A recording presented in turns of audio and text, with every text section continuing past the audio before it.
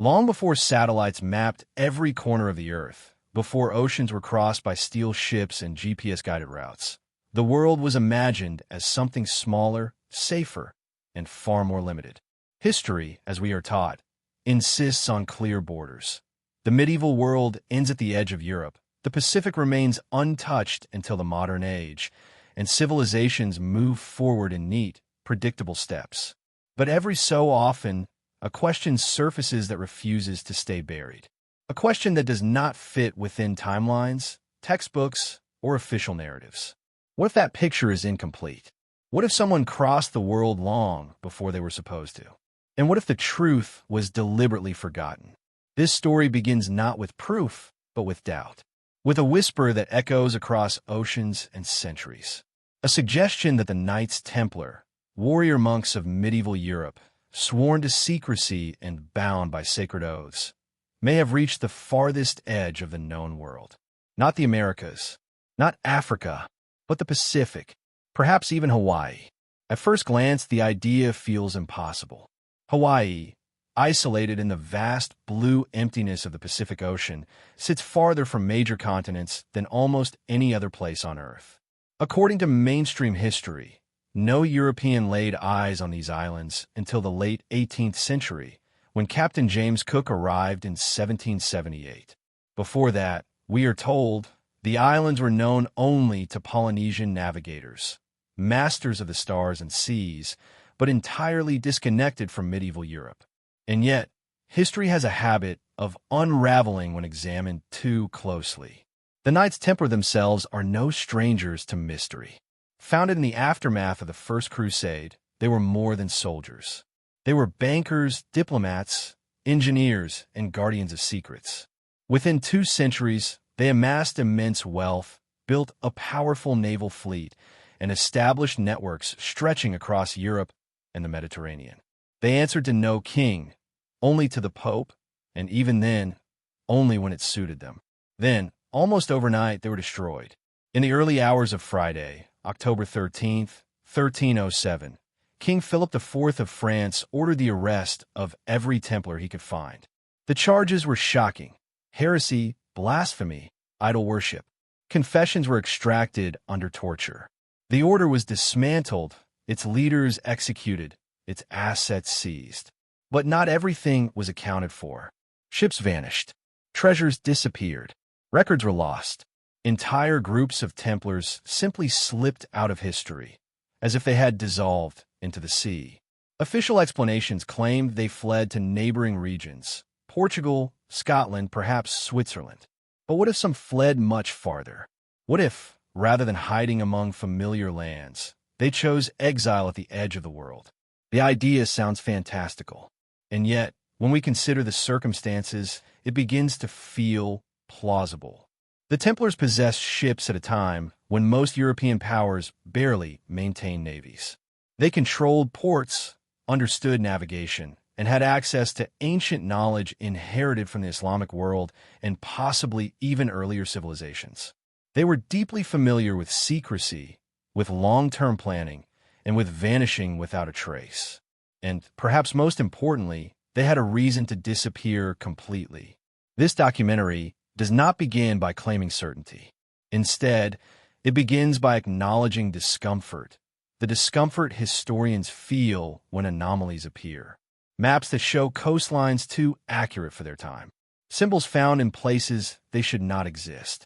Oral traditions that hint at visitors from distant lands long before official contact.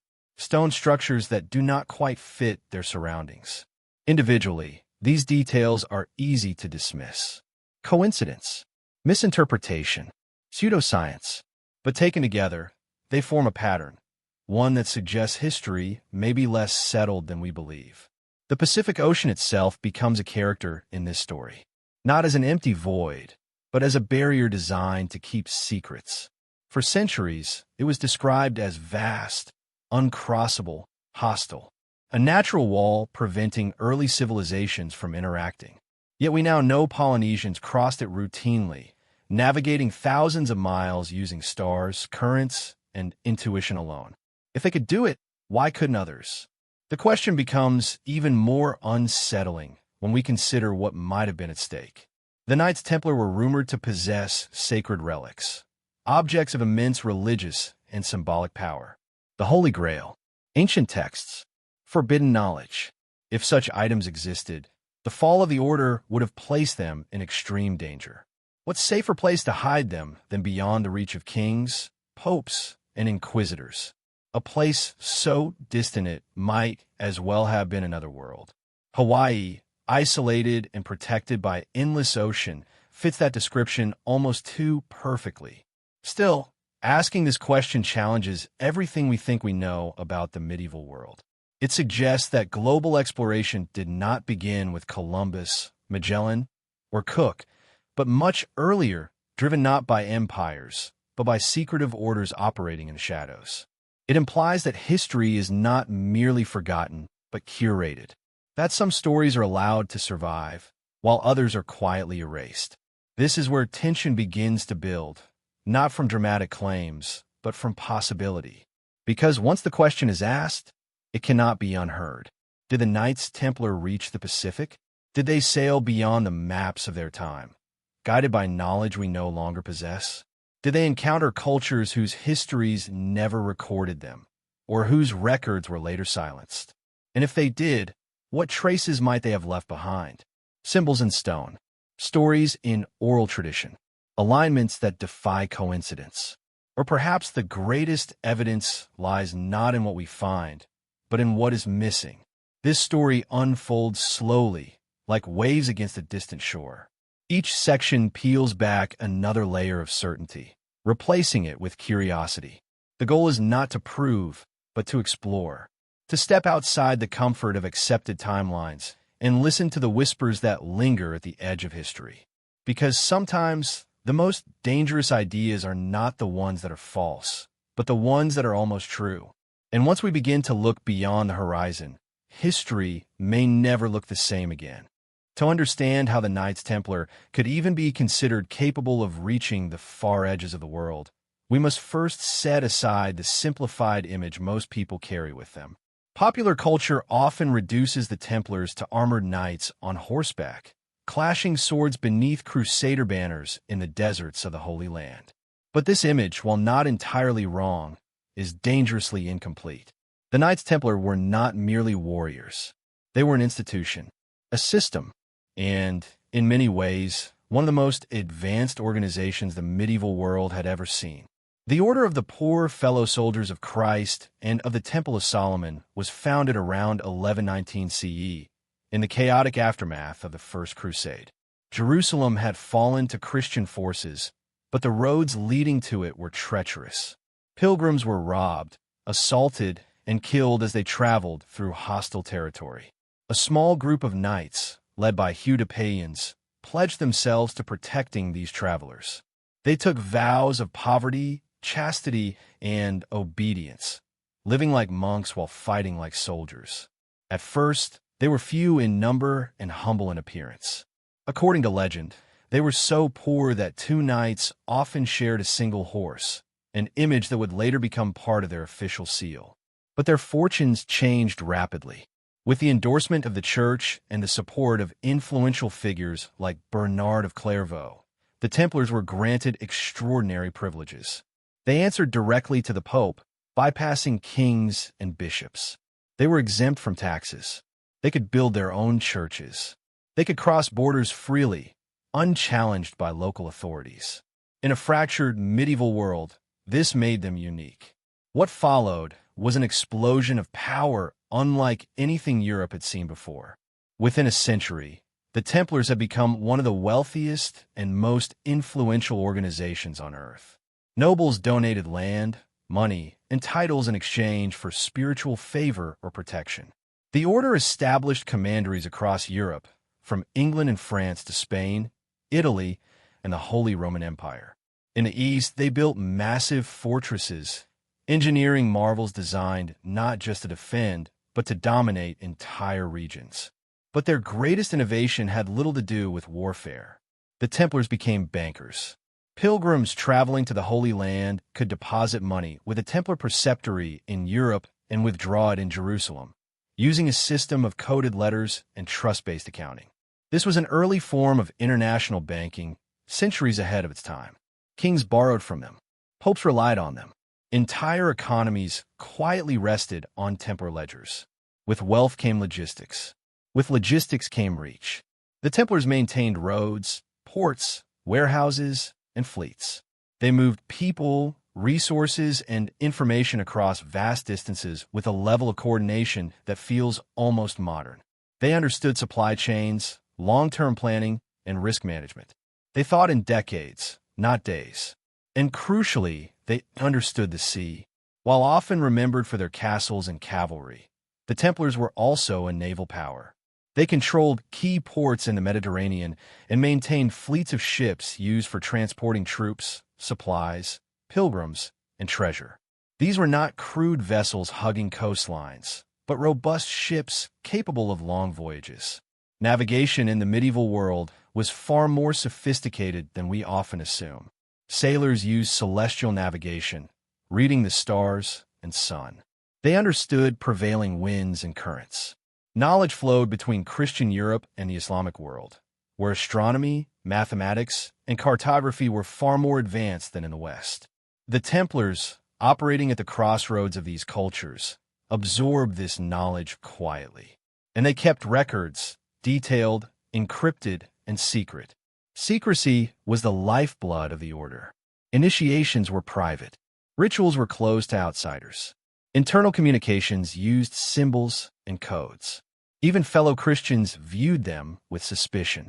This culture of secrecy was not accidental. It was survival. Over time, rumors began to circulate. Whispers that the Templars had uncovered something beneath the ruins of the Temple of Solomon in Jerusalem. Ancient texts, relics, knowledge lost since antiquity. Whether true or not, these rumors added to their aura of mystery and their perceived threat. By the late 13th century, the Crusades were failing. Christian strongholds in the Holy Land fell one by one. The Templars retreated, regrouped, and returned to Europe. But their wealth remained, their independence remained, and their influence, far from diminishing, continued to grow. This imbalance terrified the kings of Europe. No one felt this threat more acutely than Philip IV of France. Deeply in debt to the Templars and eager to consolidate power, Philip began to view the order not as protectors of Christendom, but as rivals. Accusations followed, first quietly, then loudly. Heresy, idol worship, secret rites. Whether these accusations were fabricated or exaggerated hardly mattered. In a world where the church and monarchy shaped truth, perception was enough. Yet even as pressure mounted, the Templars did not appear panicked. There was no mass flight, no desperate scrambling. It is almost as if they had anticipated what was coming. This is where the idea of global ambition becomes critical. The Templars were not thinkers confined to Europe. Their worldview was shaped by contact with the Middle East, Africa, and Asia. They understood that the world was vast, interconnected, and largely unexplored. They possessed the resources to move beyond familiar boundaries, and the discipline to do so quietly. If faced with annihilation, why would such an organization choose to hide in plain sight? Why remain within reach of hostile kings and inquisitors? Why not vanish entirely? The concept of long-distance escape was not foreign to them. They had moved men and materials across continents. They had ships, money, and trusted networks. They had loyal members willing to abandon everything in service of the order. Most importantly, they had time. The fall of the Templars did not happen overnight. Tensions built for years. Warnings would have reached them. Preparations could have been made. Ships quietly stocked. Routes planned. Knowledge safeguarded. This section does not claim that the Templars definitively sought the Pacific, but it establishes something far more important, that they could have. They were not naive knights trapped by medieval limitations. They were global thinkers operating centuries ahead of their era. When we strip away romantic myths and modern assumptions, what remains is an organization uniquely capable of executing a long, secretive, and permanent disappearance. And once we accept that possibility, the mystery deepens. Because when the Templars finally fell, they did not leave behind the remains of a defeated order, but the silence of something unfinished. And silence, in history, is often the loudest clue of all. The fall of the Knights Templar did not unfold like the collapse of an ordinary institution. There were no open battles, no last stands beneath collapsing walls, no dramatic defenses of sacred halls. Instead, it happened in silence, in darkness, with paperwork, seals, and chains. And that quiet efficiency is precisely what makes the events so unsettling. In the early hours of Friday, October 13th, 1307, King Philip IV of France set his plan into motion. Orders, sealed and kept secret for weeks, were opened simultaneously across the kingdom. At dawn, royal officers descended upon Templar commanderies, arresting every knight they could find. They were taken by surprise, or at least that is how history often tells it. But the reality may have been far more complicated. Philip accused the Templars of heresy, blasphemy, and secret rituals. The charges were extreme: worship of false idols, denial of Christ, obscene initiations. Under torture, many confessed. Others recanted when the pain stopped. The machinery of the Inquisition did what it was designed to do: produce guilt. Yet even as arrests unfolded across France, something crucial was missing: the Templar fleet. At the time, the order maintained a significant naval presence, particularly at the port of La Rochelle on the Atlantic coast. This port was not minor or symbolic. It was a major logistical hub. Ships that were used to transport treasure, supplies, and personnel between Europe and distant regions. And when royal forces arrived, those ships were gone. Not delayed, not hidden in port, gone. Records indicate that as many as 18 ships disappeared from La Rochelle in the days or weeks surrounding the arrests. Where they went was never officially determined. No wreckage was found. No definitive sightings recorded. History simply shrugs and moves on. But disappearance on that scale is not accidental. This is the first crack in the official narrative. If the Templars were truly caught off guard, how did their ships escape? Why were no captains arrested at sea? Why was no attempt made to pursue them? These were not small fishing vessels. They were valuable assets crewed by trained sailors. Someone knew. Someone acted. Some historians suggest the ships fled to Portugal or England. Others argue they sailed to Scotland, where King Robert the Bruce, himself excommunicated, may have offered sanctuary. These theories are possible, but they do not fully explain the silence that follows. Because after 1307, the trail does not lead to refuge. It leads to absence. Templar records vanish. Treasures are never fully recovered. The legendary wealth of the order seems to evaporate. Kings who expected to seize enormous fortunes are left disappointed. Even the Church, which formally dissolved the order in 1312, struggled to account for its assets.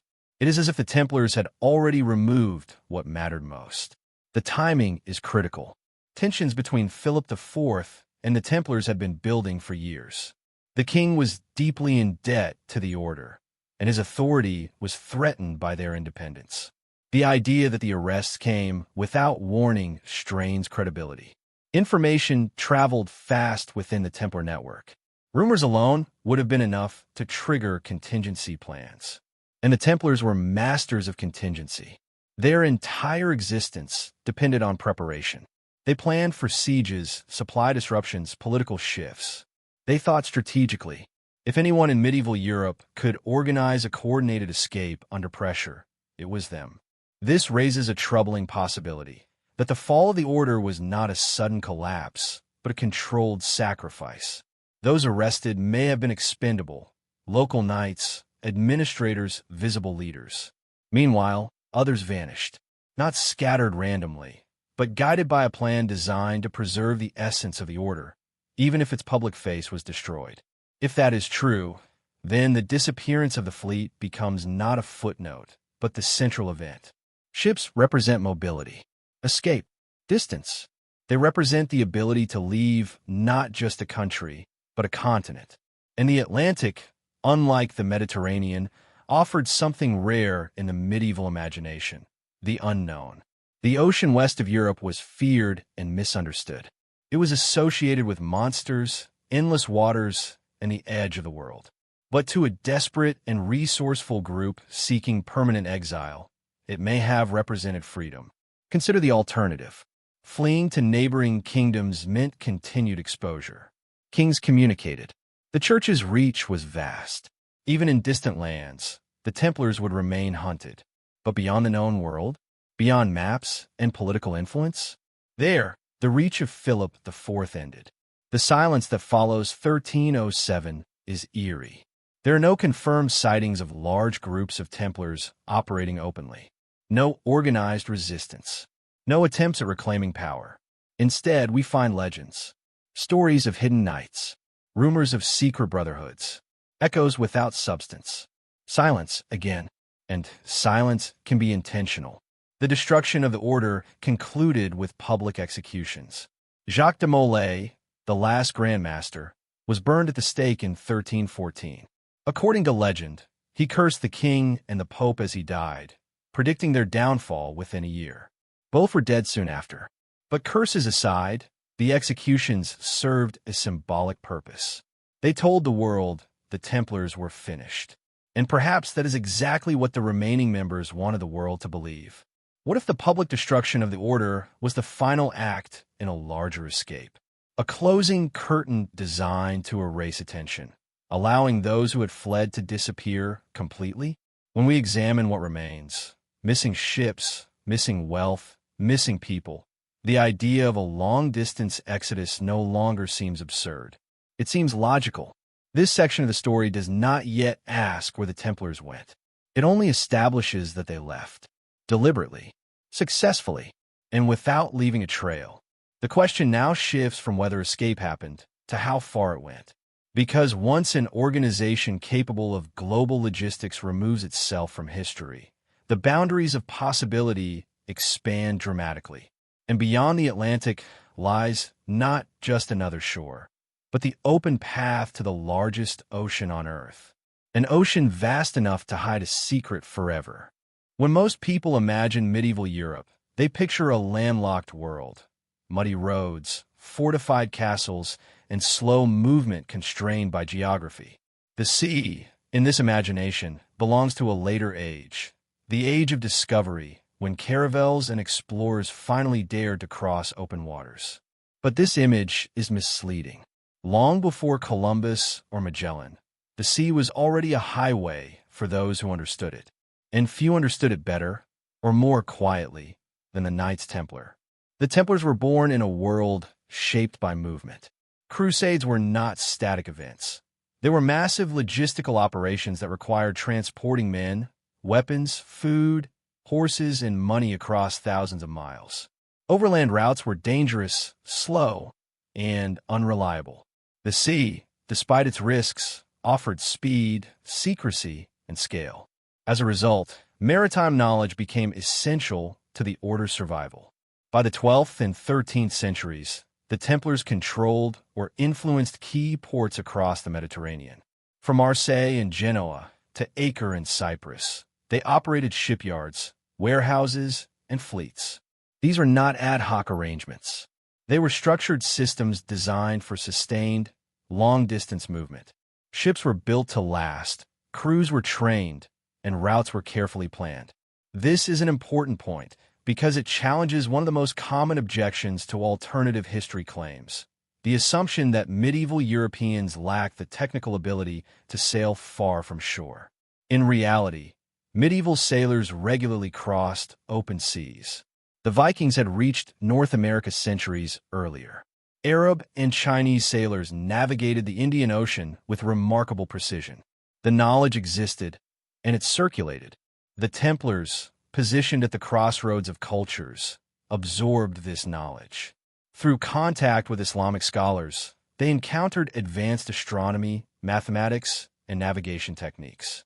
They learned to read the stars not as myths, but as maps. They understood the behavior of winds and currents.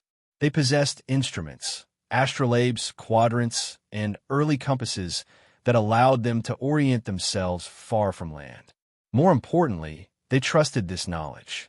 Unlike royal fleets bound by tradition or superstition, the Templars were pragmatic. Their survival depended on results, not dogma. If a method worked, they used it. If a route was safer, they adopted it.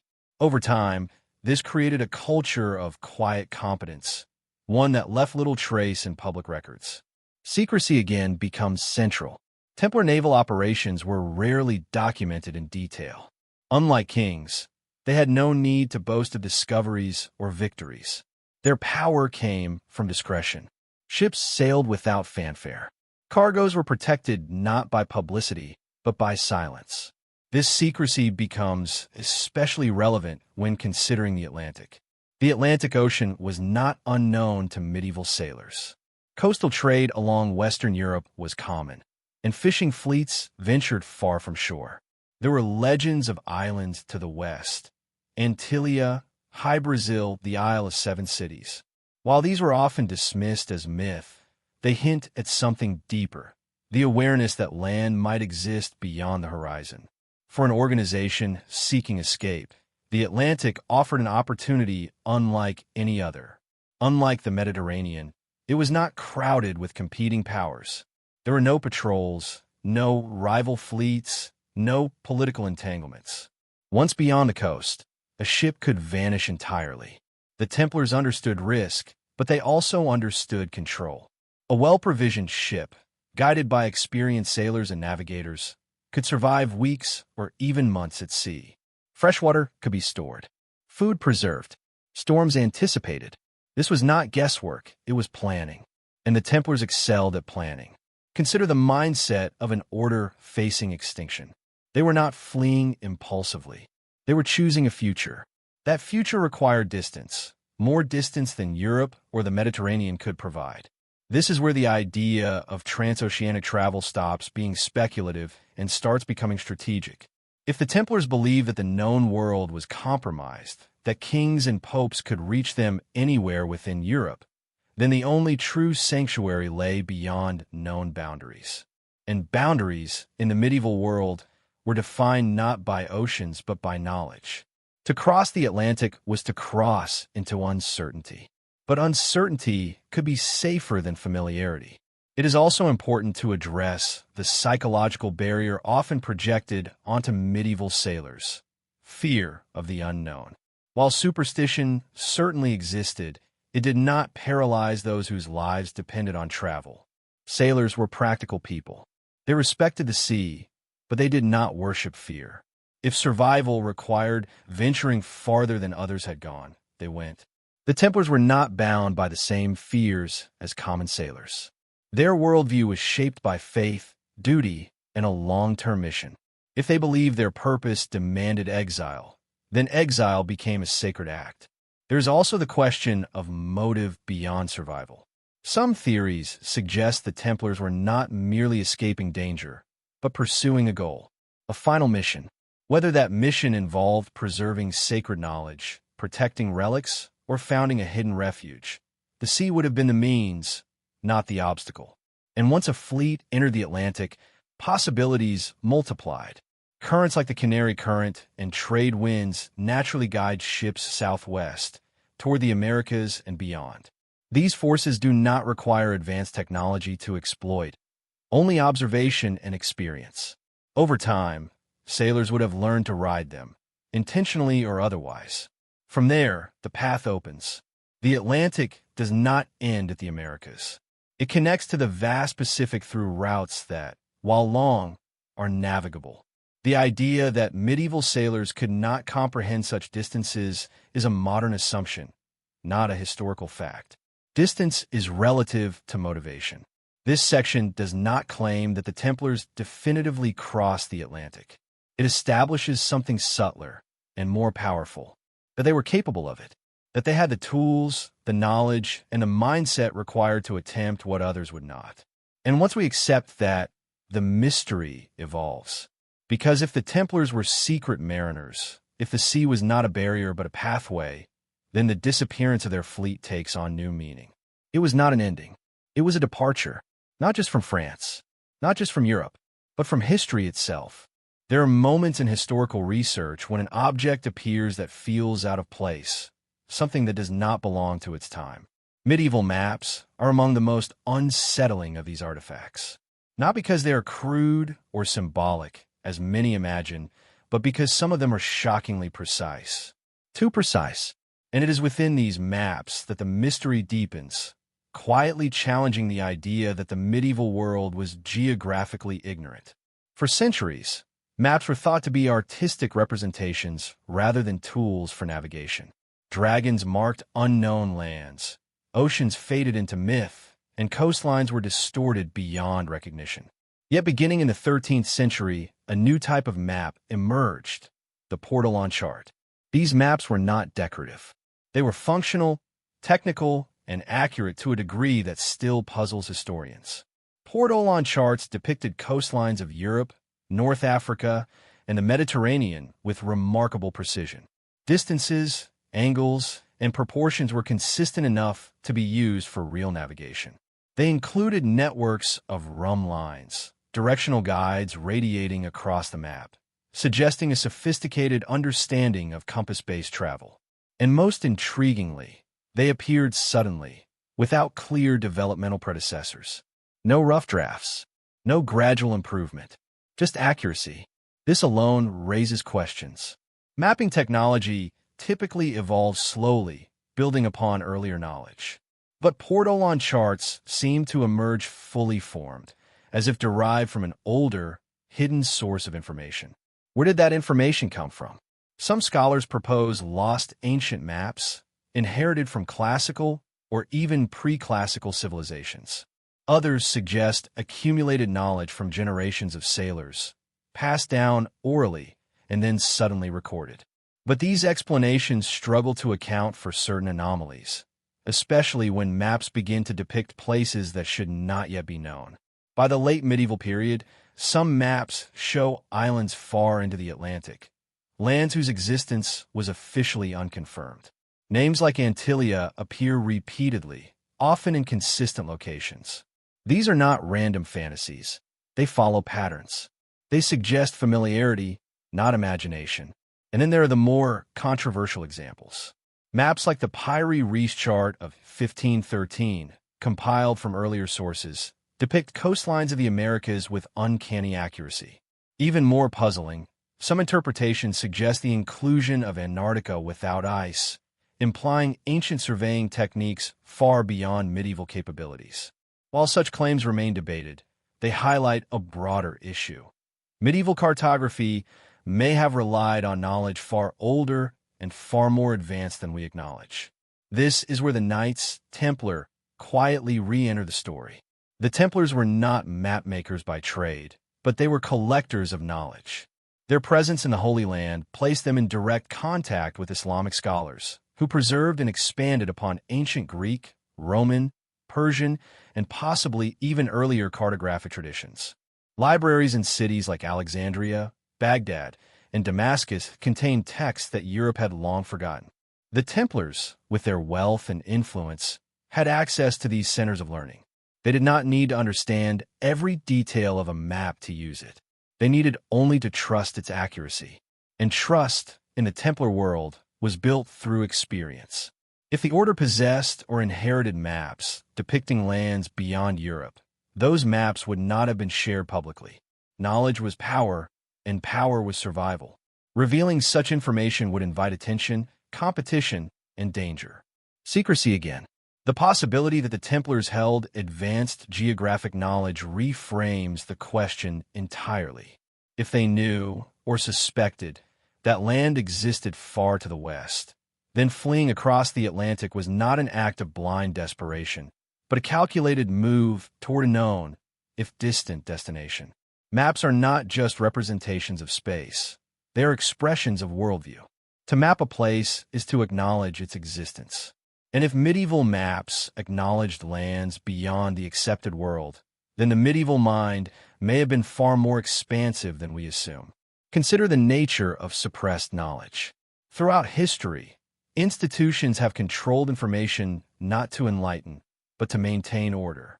Maps, in particular, have been restricted, classified and guarded. Even in the modern era, detailed maps were once military secrets.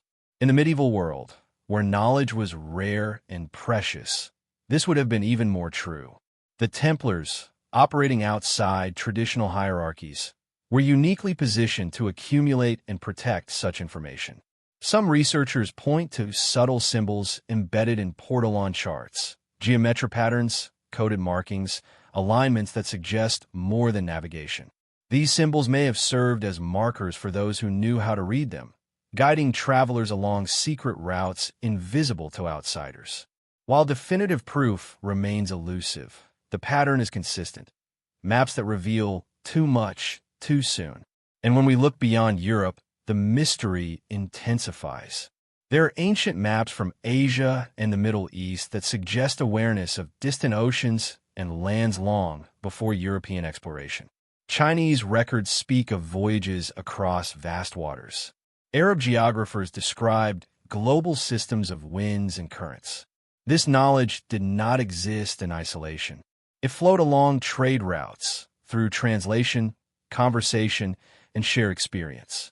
The Templars stood at the intersection of these flows. If they possessed even fragments of this global knowledge, it would have transformed their understanding of the world.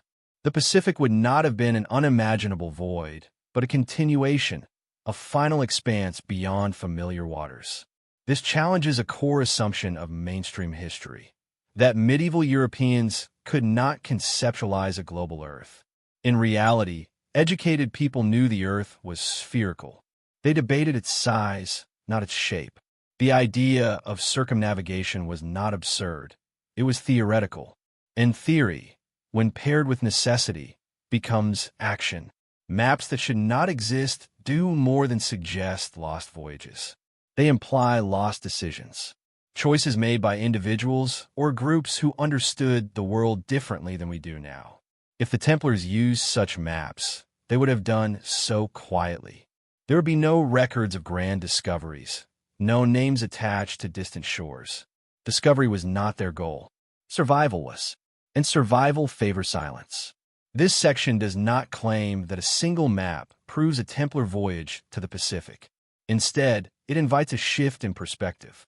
When we see medieval maps not as naive artifacts, but as windows into hidden knowledge, the boundaries of possibility expand. The world becomes larger. History becomes less certain.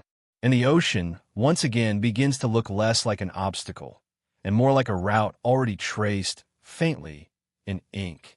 Once the idea is accepted that the Knights Templar may have possessed the knowledge and capability to cross vast oceans, the question naturally shifts from whether they could have gone west to how they might have done it. The journey itself becomes the mystery. Not a single dramatic leap across an empty sea, but a slow, deliberate progression, guided by currents, winds, and fragments of knowledge accumulated over centuries. The Atlantic Ocean, often imagined as a terrifying unknown to medieval sailors, was in reality a space already partially understood. Coastal routes along Europe were well established, and fishermen regularly ventured far from land. More importantly, sailors had begun to recognize patterns. Winds that returned seasonally, currents that pulled ships in predictable directions. These were not abstract theories, they were lived experiences. For a fleet seeking escape rather than glory, the Atlantic offered a path that required patience rather than heroism. Ships leaving the western coasts of France or the Iberian Peninsula would naturally be drawn southward by the Canary Current. This slow, steady flow carries vessels toward the Canary Islands and the coast of Africa. From there, the trade winds push westward almost effortlessly toward the Caribbean.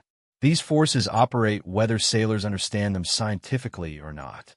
A ship that surrenders to them will travel far. This matters because it reframes transatlantic travel as something less extraordinary and more inevitable. Sailors did not need to know exactly where they were going, only how to survive long enough to arrive somewhere. The Templars, with their discipline and resources, would have been well suited to such a journey. Their ships could be stocked with preserved food, fresh water stored in barrels, and livestock kept alive for weeks at sea. Crews would have included experienced mariners, not idealistic explorers. Every decision would have been shaped by pragmatism, and the goal was not speed, but disappearance. The Western Atlantic offered stepping stones, real or rumored. Islands like the Azores, Madeira, and the Canaries were known or suspected long before their official discovery. Some may have been visited quietly by sailors who left no records. Others may have existed only in stories. Yet stories often preserve truth in distorted form. Stopping at such islands would allow ships to resupply, repair, and regroup. More importantly, it would allow travelers to remain within familiar patterns before committing to longer crossings. Beyond these islands, the ocean opens, but does not empty. The Caribbean, once reached, presents another network of currents and islands. The sea there is alive with movement, and land appears frequently enough to offer rest. From a survival standpoint, this region is forgiving compared to the open Atlantic. Fresh water, food, and shelter are more accessible. If a group were moving cautiously, avoiding attention, the Caribbean would be an ideal transitional zone. But this is not the end of the road.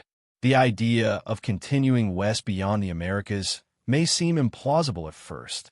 After all, this would require crossing land or navigating unfamiliar coastlines. But again, necessity changes perspective. If the Templars arrived in the Americas, intentionally or not, they would face a choice: remain and risk eventual discovery, or continue moving. For a group committed to secrecy, the second option would be far more appealing. The Pacific Ocean looms at the edge of this decision. To modern minds, the Pacific is immense beyond comprehension. But for ancient navigators, size was not always the primary concern. Patterns mattered more than distances. And the Pacific, despite its scale, is structured by predictable winds and currents. Polynesian navigators mastered these patterns without written maps or instruments. They read the ocean itself, wave behavior, bird flight, cloud formations. Their success proves that the Pacific was navigable long before European arrival. This raises a quiet but profound question.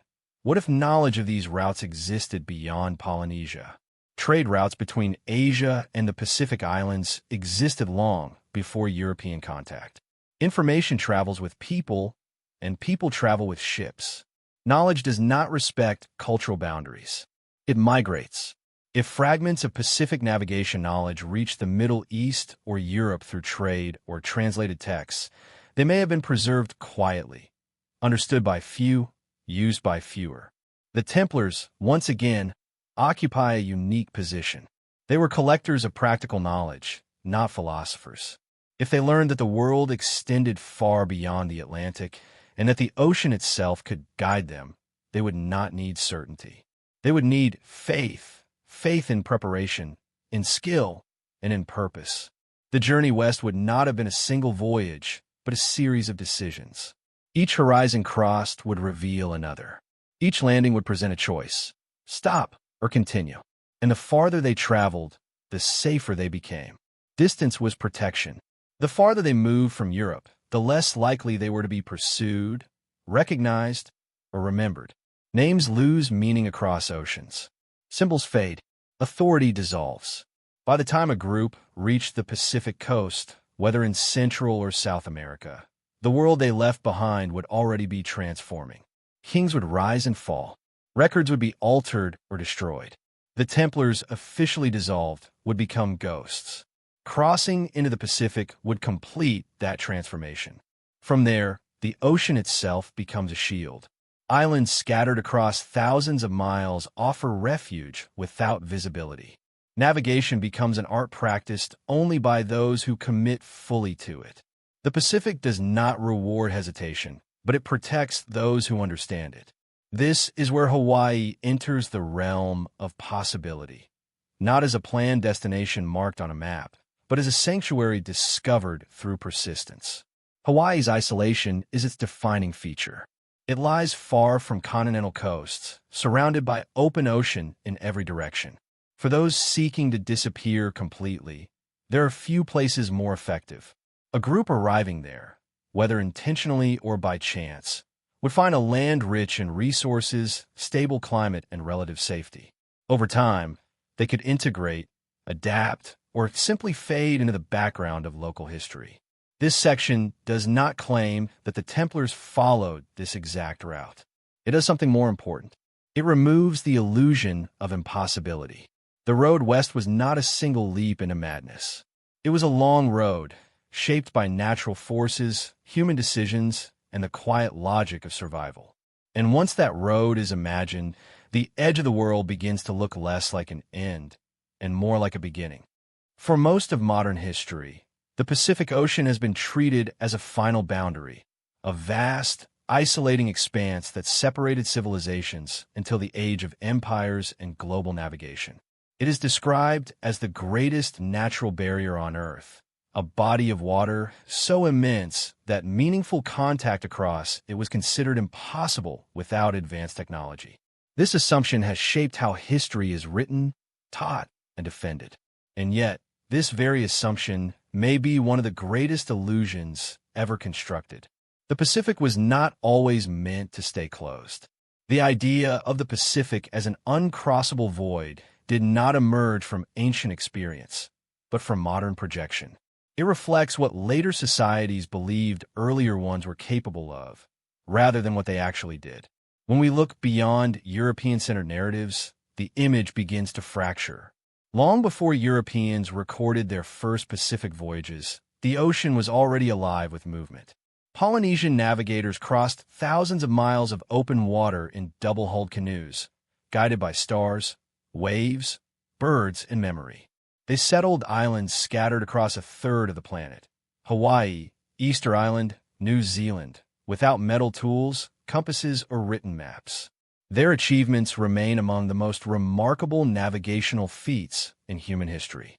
This alone dismantles the idea that the Pacific was inherently impassable. If Polynesians could traverse it using observational knowledge and oral tradition, then the ocean itself was not the barrier. The barrier was belief. Mainstream history often explains Polynesian navigation as a unique cultural phenomenon, an exception rather than a rule. But exceptions force us to re-examine rules. They reveal that human capability is not limited by technology alone, but by knowledge systems that can be lost, ignored, or dismissed. The Pacific's reputation as an empty, isolating void may have been constructed retroactively, after certain knowledge systems disappeared. Consider how history treats lost knowledge. When civilizations collapse, their expertise often vanishes with them. Skills once common become miraculous in hindsight. The Roman ability to build certain types of concrete was forgotten for centuries. Greek scientific insights were lost and rediscovered. Entire libraries disappeared. Navigation knowledge is no different. If ancient or medieval sailors possessed partial understanding of Pacific routes, knowledge that was not widely distributed, it could easily have been lost, suppressed, or rendered invisible by later historical frameworks. This is where the Pacific barrier becomes less physical and more ideological. For centuries, Western historians have defined progress in linear terms: primitive to advanced, local to global. Within this model, early global contact threatens the narrative. It suggests that history did not unfold neatly, but in waves, advancing, retreating, and advancing again. The idea that medieval Europeans, or secretive orders like the Templars, might have reached the Pacific disrupts this linear model. It blurs the boundary between ancient and modern, forcing uncomfortable questions about who really understood the world and when. As a result, the Pacific is often treated as a locked door, opened only when history was ready. But doors are rarely locked forever. Sometimes they are simply ignored. The ocean itself does not resist travel uniformly. It moves, it breathes, it carries. The Pacific is structured by powerful currents and wind systems that create natural pathways. The north and south equatorial currents flow steadily westward. Trade winds guide vessels across vast distances. These patterns are stable and ancient. They existed long before humans attempted to understand them. A sailor who learns to read these patterns does not fight the ocean. He cooperates with it. This cooperation lies at the heart of Polynesian navigation. It may also lie at the heart of forgotten voyages by others. One of the reasons the Pacific is perceived as empty is because its history was not recorded in writing, at least not in ways modern historians prioritize. Oral traditions, symbolic art, and navigational chants do not fit easily into academic frameworks. They are treated as cultural artifacts rather than historical records. Yet these traditions encode detailed information about routes, stars, seasons, and landmarks. They are maps in another form. If such knowledge systems existed in the Pacific, they could also have existed elsewhere and disappeared just as quietly. This is where the Knights Templar re-enter the discussion, not as conquerors, but as inheritors. The Templars operated at the intersection of multiple knowledge traditions. They absorbed Islamic astronomy, Greek geometry, and possibly older sources that no longer survive. They valued practical knowledge over public recognition, and they had a reason to preserve information that others ignored. If fragments of Pacific navigation knowledge reached Europe through trade routes connecting Asia, the Middle East, and the Mediterranean, the Templars would have been among the few capable of understanding and using it. Not openly, not proudly, but effectively. And this brings us to the most important aspect of the Pacific barrier: fear. Fear of the unknown has always shaped historical narratives. Oceans represent chaos, unpredictability, and loss of control. Declaring them impassable reinforces the idea that earlier societies were confined, limited, and dependent on modern progress to escape their boundaries. But fear is not evidence. The Pacific did not stop people from crossing it. What stopped people was forgetting how. Once the Polynesian navigation tradition began to decline, due to colonization, cultural disruption, and suppression, the memory of how the Pacific was crossed faded. Later generations looked back and saw only emptiness, assuming it had always been that way. In this sense, the Pacific barrier may be a product of historical amnesia. If medieval travelers reached the Pacific, Templars or otherwise, their stories may not have survived in forms we recognize. No flags planted, no journals preserved, no claims filed, just movement, contact, and eventual silence. Silence again becomes significant. History tends to remember those who announce themselves. It forgets those who vanish intentionally. This section does not argue that the Pacific was commonly crossed in the medieval world. It argues something more subtle and more unsettling, that the Pacific was navigable to those who understood it, and that this understanding may have existed more widely than we are comfortable admitting. The ocean was not closed. It was closed to memory. And once we accept that, the idea of forgotten voyages, of secret crossings of knowledge carried quietly across the world, no longer feels like fantasy. It feels like something history simply chose not to remember. Hawaii exists in the modern imagination as a place discovered late, far from the centers of ancient civilization, isolated until the arrival of European explorers. According to the accepted narrative, Polynesian settlers arrived sometime around the first millennium, and the islands remained largely untouched by the outside world until the late 18th century.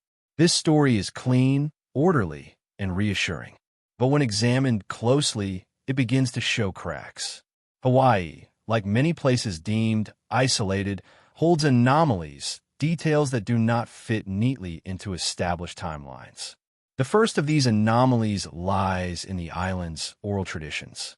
Hawaiian chants and genealogies stretch back centuries, preserving memories of arrivals, conflicts, and strange visitors. Some accounts speak of pale-skinned or foreign-looking people arriving from the sea, bringing unfamiliar knowledge or objects. These stories are often dismissed as metaphor or later contamination by European contact. Yet oral traditions, when consistent and deeply rooted, deserve careful consideration. Oral history is not casual storytelling. In Polynesian cultures, it was a disciplined practice, maintained through repetition and ritual. Errors were corrected. Details were preserved. While not literal in the modern sense, these traditions encode real events in symbolic language. The question is not whether these stories are perfectly accurate, but whether they reflect encounters that history has chosen to overlook. Beyond stories, there are physical anomalies. Across the Hawaiian Islands, certain stone structures have puzzled archaeologists for decades. Some are large-scale platforms, alignments, or walls whose construction techniques differ subtly from typical Polynesian styles. While many can be explained within local traditions, others resist easy classification. One of the most discussed examples is the massive dry stone walls found in certain regions, built without mortar, using precisely fitted stones. Similar techniques appear in distant parts of the world, including Europe and South America. While similarity does not equal connection, it raises uncomfortable questions about shared knowledge or convergent practices. Then there are the alignments. Some ancient Hawaiian sites appear to be oriented with astronomical precision, aligned with solstices, equinoxes, or specific star risings. Polynesians were expert astronomers, so this alone is not surprising. What is surprising is when alignments appear to match systems used elsewhere in the world, suggesting a shared framework of observation. Skeptics argue this is coincidence. Believers argue it is evidence of contact. Between these extremes lies uncertainty. Artifacts, too, complicate the picture. From time to time, objects have been reported that do not fit within known Hawaiian material culture. Metal fragments, carvings with unfamiliar symbols, or tools that resemble Old World designs. Many of these finds are disputed, lost, or poorly documented, making definitive conclusions impossible. But the pattern remains. Hawaii produces questions more often than answers. Isolation itself becomes suspect. Modern maps emphasize Hawaii's remoteness, but remoteness is relative. Polynesian voyaging networks connected vast distances across the Pacific. Hawaii was not an isolated endpoint. It was part of a dynamic system of movement, exchange, and exploration. Canoes traveled between islands separated by hundreds, even thousands of miles. If Polynesians could reach Hawaii repeatedly, others could reach it at least once. This reframes the islands not as a hidden world, but as a potential crossroads, rarely visited, but not unreachable. Another anomaly lies in agriculture and resource management. Hawaiian systems of irrigation, fish pond construction, and land division were remarkably sophisticated. These systems required long-term planning, mathematical understanding, and environmental engineering. While entirely achievable within Polynesian culture, they also demonstrate an openness to innovation. If foreign knowledge arrived, quietly, gradually, it could have been integrated without leaving obvious markers. Cultural blending does not always announce itself. It happens through shared practice, not proclamation. This is where the idea of unnoticed contact becomes compelling. A small group of outsiders arriving in Hawaii would not have conquered or colonized. They would have been absorbed, adapted, or vanished. Over generations, their presence would dissolve into the population, leaving only subtle traces. Traces that might appear as anomalies centuries later. Another layer of complexity emerges when we consider symbols. Certain carvings and motifs found in Hawaii have been compared, controversially, to Old World symbols, including crosses or geometric patterns. Critics argue these interpretations impose foreign meaning onto indigenous art, and they may be right. But the persistence of such comparisons suggests a deeper discomfort, the possibility that not all symbols have a single origin. Symbols migrate. They change meaning. They survive long after their creators are forgotten. Even if a foreign group introduced a symbol, it could be reinterpreted within local culture, stripped of its original context. What remains is shape, not story. And shapes are notoriously difficult to date. There is also the question of time. Radiocarbon dating provides ranges, not certainties. Archaeological layers are disturbed by volcanic activity, erosion, and human intervention. Hawaii's geological volatility complicates chronological precision. Events separated by centuries can appear compressed or stretched. This makes it difficult to rule out brief, early contact episodes. The absence of clear evidence is often treated as evidence of absence. But in remote regions, absence is expected. Small-scale contact leaves small-scale traces. And if those traces are not recognized for what they are, they fade into the background. The greatest anomaly, perhaps, is the strength of resistance to these questions. Hawaii's history is fiercely protected, and rightly so. Indigenous narratives have been marginalized for centuries, suggesting foreign contact risks reopening wounds or undermining cultural autonomy. This makes the topic emotionally charged, not just academically controversial. As a result, certain questions are avoided, not because they are unimportant, but because they are uncomfortable. This section does not claim that Hawaii was secretly colonized by medieval Europeans. It does not diminish Polynesian achievement. On the contrary, it highlights how extraordinary Polynesian navigation was, and how capable the islands were of receiving visitors from afar. It suggests only that Hawaii's past may be more complex than a single narrative allows. Complexity does not weaken history. It deepens it. And as we move forward, the question is no longer whether Hawaii could have been reached before official discovery, but whether history was prepared to notice when it was. When written records fail, when names vanish and dates blur, symbols often remain. Carved into stone, etched into wood, or woven into patterns, symbols outlast languages and outlive civilizations. They survive precisely because they are ambiguous, open to interpretation, easy to overlook, and difficult to erase. In the search for forgotten voyages and hidden histories, symbols become whispers from the past, hinting at connections that official narratives struggle to explain. Across the world, similar symbols appear in cultures separated by oceans and centuries. Crosses, spirals, geometric patterns, and precise alignments emerge again and again. Mainstream archaeology often explains this through convergence, different societies arriving at similar shapes independently. And in many cases, that explanation is reasonable. But not all similarities are so easily dismissed. In Hawaii and other Pacific regions, certain carvings and markings have drawn particular attention, especially those resembling crosses. These shapes are found on stones, petroglyphs, and sometimes in architectural contexts. Critics argue that crosses are among the simplest shapes humans can create, and that their appearance proves nothing. Supporters counter that context matters. A symbol is not just a shape. It is a placement, an orientation, a relationship to surrounding features. In some cases, these cross-like forms appear deliberately positioned, aligned with cardinal directions, celestial events, or significant landmarks. Such intentionality raises questions about their purpose. Were they markers, navigational signs, spiritual symbols, or something else entirely? This is where the Knights Templar enter the conversation, not as definitive authors of these symbols, but as possible contributors to a symbolic language that traveled quietly. The Templars were deeply invested in symbolism. Their architecture, seals, and rituals were saturated with meaning. Geometry played a central role in their worldview. Circles, squares, and crosses were not merely decorative. They were representations of cosmic order, spiritual balance, and hidden knowledge. Templar churches across Europe often exhibit precise geometric proportions. Some are aligned with astronomical events.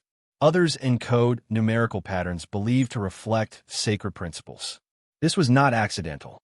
It reflected a belief that the universe itself was structured, intelligible, and meaningful. If members of such an order found themselves in exile, far from their original temples and traditions, symbols would have been a way to preserve identity without words. A carved shape can be both a memory and a message. Consider how symbols function in secret societies. They are not meant for everyone. They're meant for those who know how to look. A symbol can mark a place of safety, a meeting point, or a sacred space. To outsiders, it is nothing. To insiders, it is everything. If a small group of Templars reached distant lands, they would not have built grand cathedrals or announced their presence. They would have left subtle markers, if they left anything at all. This does not mean every cross-like symbol in the Pacific is Templar. Most are not. But the question is not about quantity, it is about anomaly. Why do certain symbols appear in places where they do not fit neatly into local symbolic systems? Why do some align with old world traditions more closely than indigenous ones? Why are these cases so difficult to categorize? Geometry adds another layer. Some Hawaiian structures and stone arrangements exhibit geometric precision that feels deliberate beyond practical necessity. Right angles, straight lines, and proportional relationships appear in ways that invite interpretation. Polynesian cultures certainly understood geometry in practical terms: navigation, construction, land division, but the symbolic use of geometry varies. In Europe, geometry was often tied to metaphysical ideas. In Templar thought, geometry was a bridge between the material and the divine. Could such ideas have traveled? Cultural transmission does not require domination. It requires contact, a shared conversation, an exchange of ideas between individuals who may never leave written records. Over time, these ideas blend, adapt, and lose their original context. What remains is form without explanation. Another intriguing aspect is the placement of symbols in liminal spaces: thresholds, coastlines, elevated ground. These are places of transition, both physically and symbolically. Secret societies often favor such locations, believing them to hold spiritual significance. If someone wanted to mark a place quietly without attracting attention, such locations would be ideal. Skepticism is necessary here. Humans are pattern-seeking creatures. We see meaning where none was intended. The risk of overinterpretation is real. But skepticism cuts both ways. Dismissing every anomaly as coincidence can be just as unscientific as seeing intention everywhere. The truth likely lies between. There is also the issue of documentation. Many symbols reported in the Pacific were recorded by early explorers, missionaries, or amateur researchers. Their accounts are often incomplete, biased, or lost. Modern archaeology, constrained by funding and focus, may never revisit these sites. As a result, some symbols exist only in old sketches, photographs, or descriptions, fragments of evidence that resist verification. This uncertainty frustrates researchers and fuels speculation. But it also reflects a deeper truth: history is fragile. What survives is not always what mattered most. The Templars themselves understood this. Their legacy is not preserved in official chronicles, but in rumors, legends, and symbols scattered across time. Their influence, if it exists beyond Europe, would likely appear in the same way. Faint, disconnected, easy to dismiss. Yet symbols endure because they do not demand belief. They invite curiosity. This section does not claim that stone carvings in Hawaii prove a Templar presence. It suggests something more nuanced, that symbols can outlive the stories that created them, and that when symbols appear out of place, they deserve attention. Not as proof, but as questions carved into stone. Questions that whisper of journeys taken quietly, of knowledge shared without record, and of people who chose anonymity over remembrance. And in a mystery defined by silence, symbols may be the only voices left to listen to. Any serious exploration of early contact with the Pacific must begin with respect for the people who mastered it first. Long before Europe even imagined the ocean as a single body of water, Polynesian navigators were already crossing it with confidence, precision, and intent. Their achievements were not accidental, nor were they primitive. They represent one of the greatest intellectual and navigational traditions humanity has ever produced. Understanding this tradition is essential because it reshapes what we believe was possible. Polynesian navigation was not based on chance or reckless exploration. It was a disciplined science passed down through generations. Navigators trained for years, memorizing star paths, ocean swells, seasonal winds, bird migrations, and cloud formations. They learned to feel changes in wave patterns through the hull of a canoe and to sense land beyond the horizon through subtle environmental cues.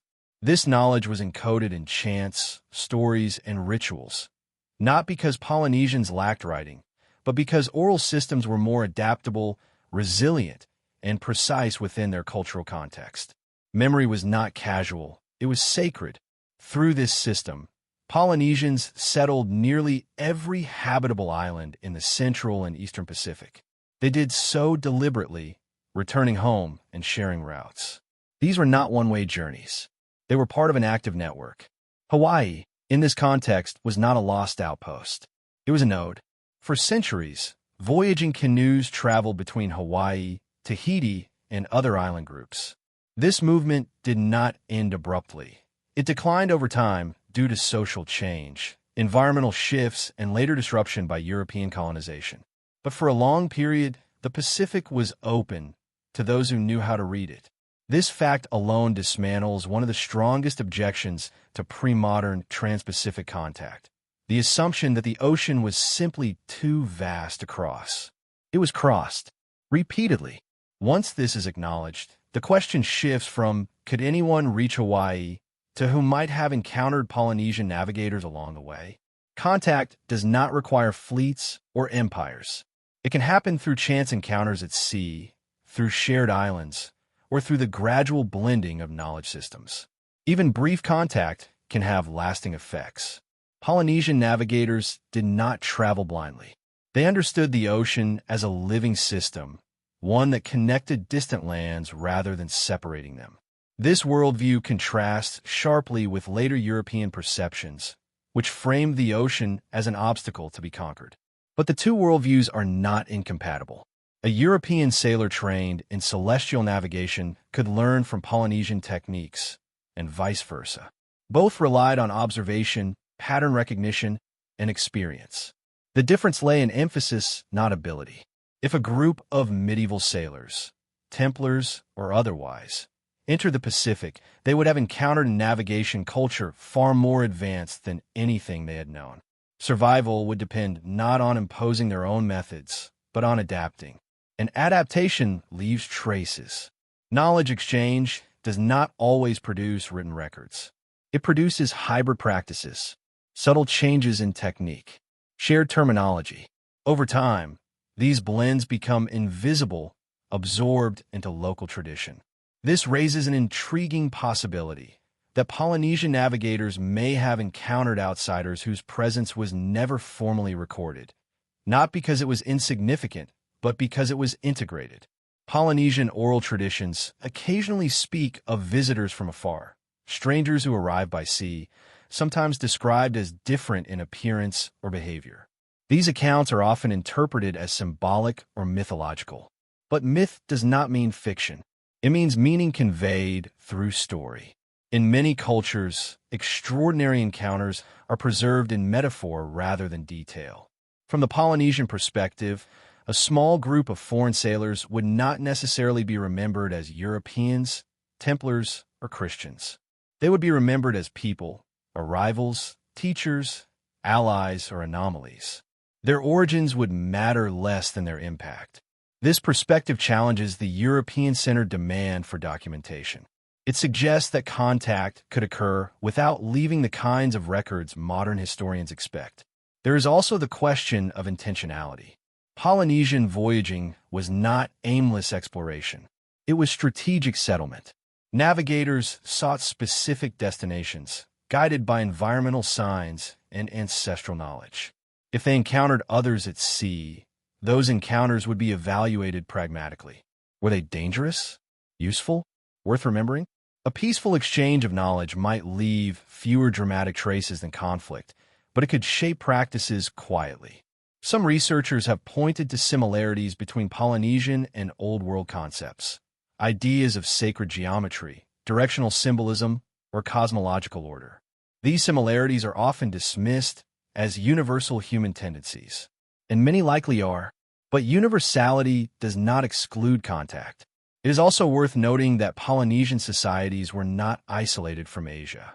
Genetic, linguistic, and botanical evidence suggests long-distance interaction across the Pacific Rim. Sweet potatoes, for example, originated in South America, but were present in Polynesia long before European contact. Someone carried them across the ocean. This fact alone proves that trans-Pacific movement occurred without modern ships or compasses. It also proves that contact did not always leave obvious archaeological trails. If Polynesians could reach South America and possibly return, then the Pacific was not a boundary. It was a bridge. The presence of outsiders in Polynesian waters would not have been shocking. It would have been evaluated within an existing framework of movement and exchange. From this perspective, the idea of medieval outsiders reaching Hawaii becomes less radical. It becomes contextual. The Polynesian connection does not support claims of conquest or colonization. It supports the idea of contact, limited, subtle, and easily forgotten. And forgotten contact is the most difficult to detect. This section reframes the mystery. Instead of asking whether Europeans were capable of reaching the Pacific, it asks whether the Pacific was already open to encounter, and whether such encounters matter enough to be preserved in ways we recognize. Polynesian navigators remind us that history does not always announce itself with monuments or chronicles. Sometimes it moves quietly, carried by wind and memory, and sometimes it leaves behind only the possibility that the world was connected long before we were ready to admit it. When the Knights Templar are discussed, the conversation almost inevitably drifts toward relics, sacred objects, forbidden knowledge, treasures whose value is not measured in gold, but in meaning. Whether these stories are literal or symbolic, they persist because they address a central mystery. What, exactly, made the Templars so dangerous that they had to be destroyed? The official charges, heresy, blasphemy, corruption, have never fully convinced historians. Confessions were extracted under torture. Testimonies contradicted one another. Even contemporaries questioned the legitimacy of the accusations. Something deeper seemed to be at work. Many believed that what truly threatened kings and church authorities was not what the Templars did, but what they possessed. According to legend, during their early years in Jerusalem, the Templars were granted quarters on the Temple Mount, near the ruins of Solomon's Temple. For nearly a decade, they remained unusually quiet, conducting excavations beneath the site. Official records offer little detail about what they found, if anything, but rumors spread rapidly. Ancient manuscripts, sacred relics, knowledge lost since antiquity. At the center of these rumors lies the Holy Grail, not always imagined as a cup, but as a symbol of divine authority, enlightenment, or sacred lineage. In some interpretations, the Grail represents hidden knowledge rather than a physical object. In others, it is something tangible, portable, and profoundly dangerous to possess. Whether literal or metaphorical, the Grail legend became inseparable from the Templars' identity. This association matters because it reframes the Order's behavior. If the Templars believed they were guardians of something sacred, something that could destabilize religious or political power, then their actions begin to make sense. Secrecy becomes duty, silence becomes protection, and exile becomes necessary. When the Order fell, the question of missing treasure was not merely about wealth. Kings expected gold, silver, and land deeds. What they did not find frustrated them deeply. The vast fortune rumored to belong to the Templars seemed to vanish, leaving behind little more than confiscated properties and tortured confessions. But what if the true treasure was never meant to be seized? Sacred objects, unlike money, cannot be easily divided or absorbed. They require guardianship, continuity, and faith. If the Templars possessed such items, or even believed they did, their priority during the collapse would have been preservation, not resistance. This leads to a compelling possibility that the disappearance of the Templar fleet was not only an escape, but a relocation of guardianship. If relics needed to be protected from hostile powers, Europe was no longer safe. Neither was the Mediterranean.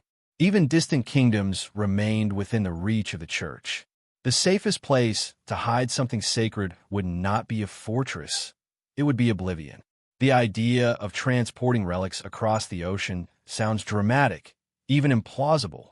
But history offers many examples of sacred objects being moved great distances during times of crisis. Religious communities have long chosen exile over desecration. Sacred texts were hidden in caves. Relics were smuggled across borders. Knowledge was entrusted to memory rather than paper. Distance was protection. If the Templars sought a place beyond political and religious conflict, the far edges of the known world would have been ideal. And few places were more remote than the Pacific Islands. Hawaii, isolated by thousands of miles of open ocean, would have been beyond the reach of medieval European power structures. No armies, no inquisitors, no kings demanding loyalty. Only land, sea, and the slow passage of time. But would such relics survive there? If a small group arrived carrying sacred objects, they would face a choice: preserve them as separate and secret, or integrate their meaning into a new cultural context. Over generations, physical objects might be lost, destroyed, or transformed. But ideas endure. A relic does not need to remain intact to fulfill its purpose. Sometimes its power lies in what it inspires rather than what it is. This interpretation aligns with how many indigenous cultures treat sacred knowledge. Objects are not hoarded. They are respected, shared, and contextualized. Their significance adapts to place and people. If the Templars believed they were guardians of divine truth rather than owners of property, then releasing that truth into a new cultural framework might not have felt like loss, but fulfillment. Of course, this line of thinking is speculative.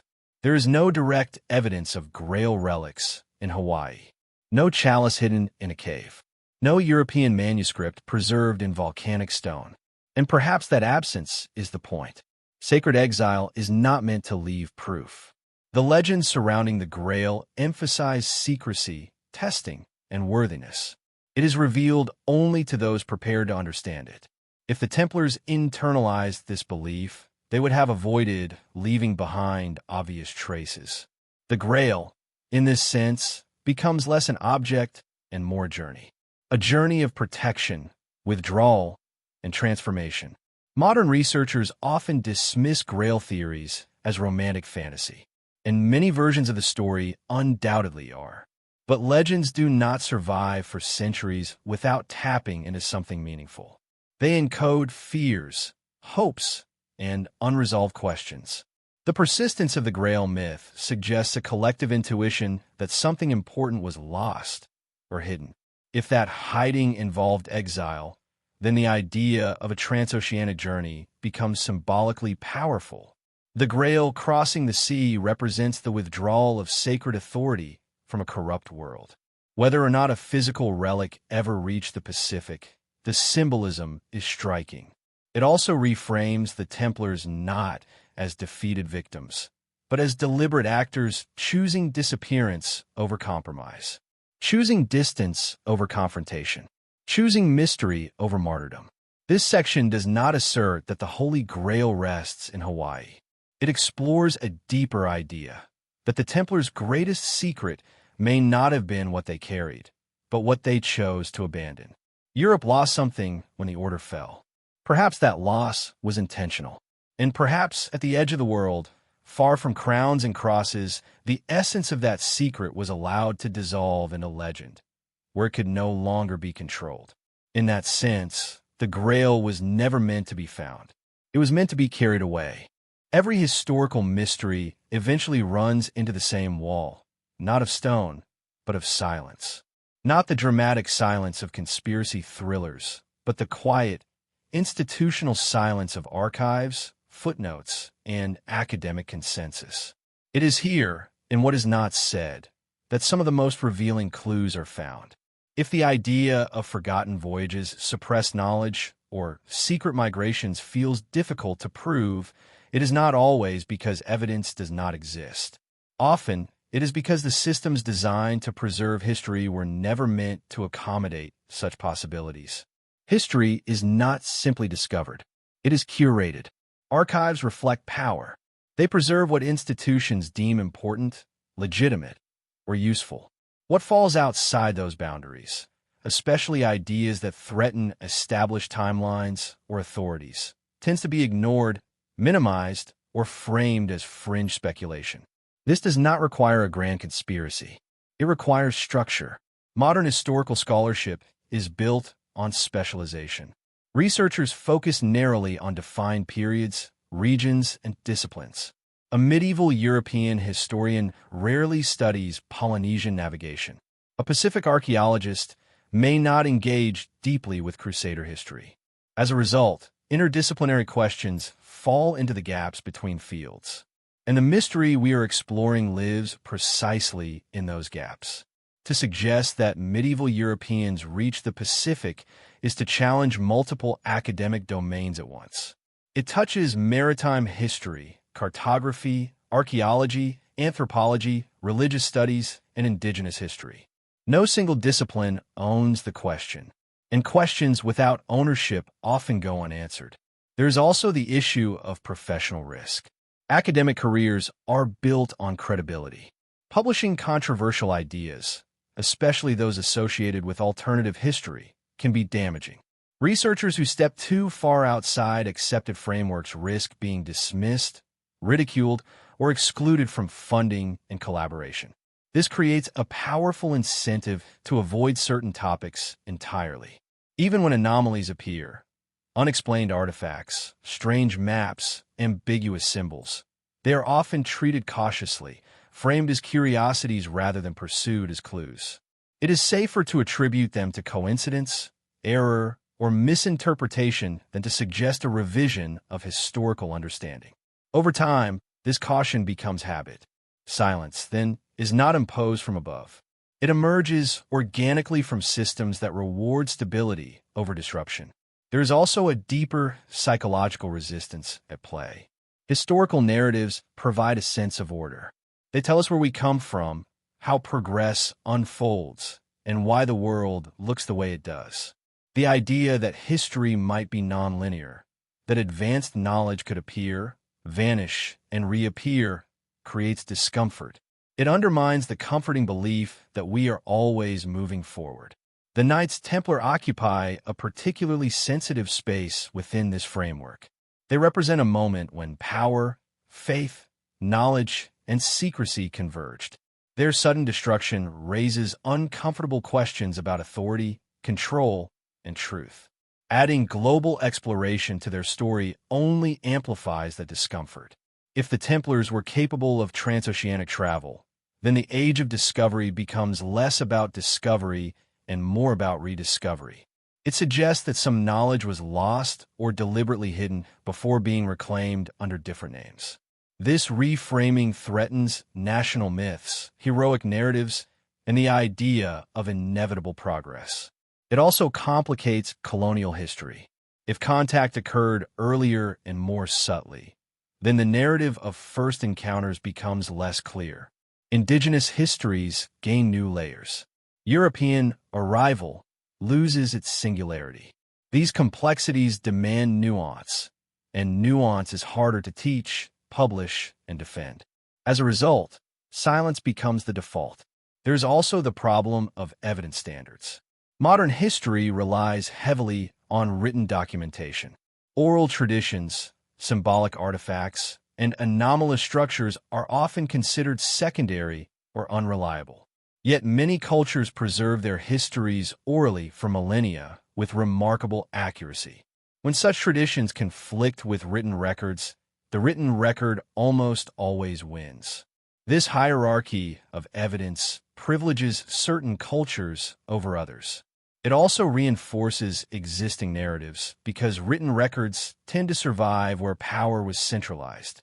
If a small group traveled quietly, left few documents, and integrated into another culture, their story would not survive in archives. It would survive, if at all, in memory, symbolism, and silence. And silence is difficult to footnote. There are also practical barriers.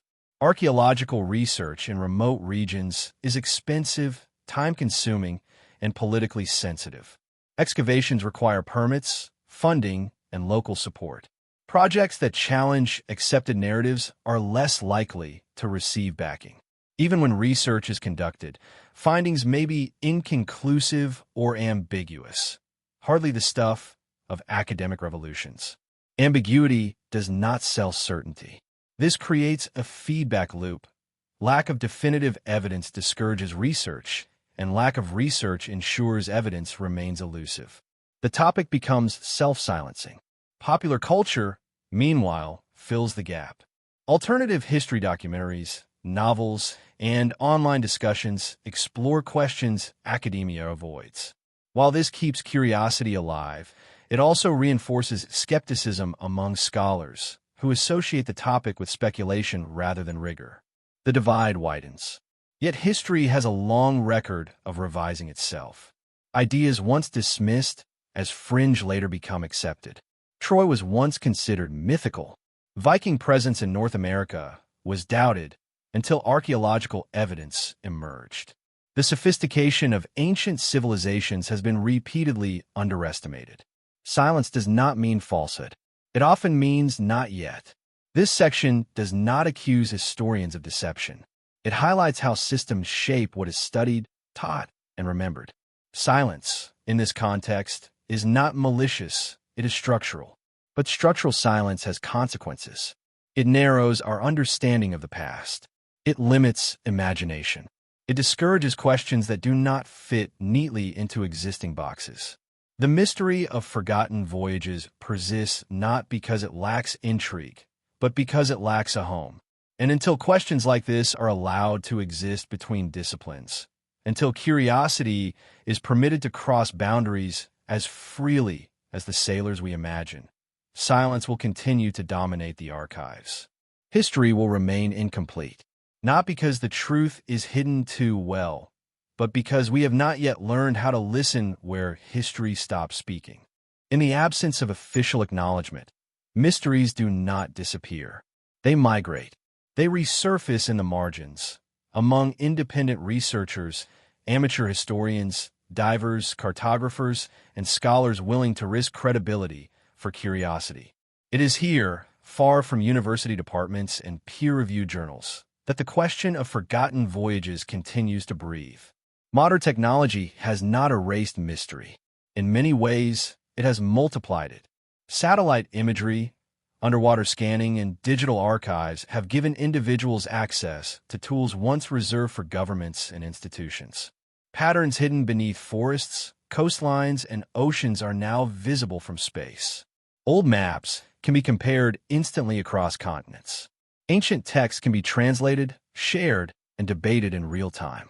And with this access has come unease. Across the Pacific, reports of submerged structures, anomalous stone formations, and unusual alignments have sparked renewed interest. Some of these formations are likely natural. Others remain unresolved. Underwater terraces, right-angled walls, and geometric shapes appear in regions affected by tectonic activity and rising sea levels. Mainstream archaeology urges caution, and rightly so. The ocean is a master of illusion. Yet caution does not erase questions. It only postpones them. What unsettles critics is not any single discovery, but the pattern of dismissal that often follows. Sites are labeled natural without detailed investigation. Funding is denied. Exploration stops before it begins. Once again, silence asserts itself. Independent researchers have long pointed to certain Pacific locations, near Hawaii, Micronesia, and Polynesia, where submerged features suggest human modification. Yonaguni, near Japan, is perhaps the most famous example, though it lies outside Polynesia. Its stepped formations, straight edges, and apparent carvings remain controversial decades after discovery. The debate itself is revealing. Rather than inspiring comprehensive study, Yonaguni became a warning, a reminder of what happens when archaeology strays too far from accepted timelines. The message was clear: pursue such questions at your own risk. Despite this, curiosity persists. Cartographers and historians have revisited medieval maps using modern tools. Digital overlays allow old coastlines to be compared with real geography. Some matches are uncanny, others are ambiguous. But ambiguity does not negate significance. it invites further study. One recurring theme in this research is inheritance. Maps compiled in the Renaissance often reference older sources. These sources are unnamed, lost, or destroyed. Scholars acknowledge their existence, but rarely pursue their implications. Who created those earlier maps? What do they know? And where did that knowledge come from? These questions sit uncomfortably at the edge of acceptable inquiry. There are also linguistic curiosities. Similarities between words, place names, or symbolic meanings across distant cultures have been noted by linguists and anthropologists. Most are explained through coincidence or universal human tendencies, but some resist easy categorization. Language, like navigation, is a system of patterns. When patterns repeat unexpectedly, they deserve attention. Then there are the researchers themselves.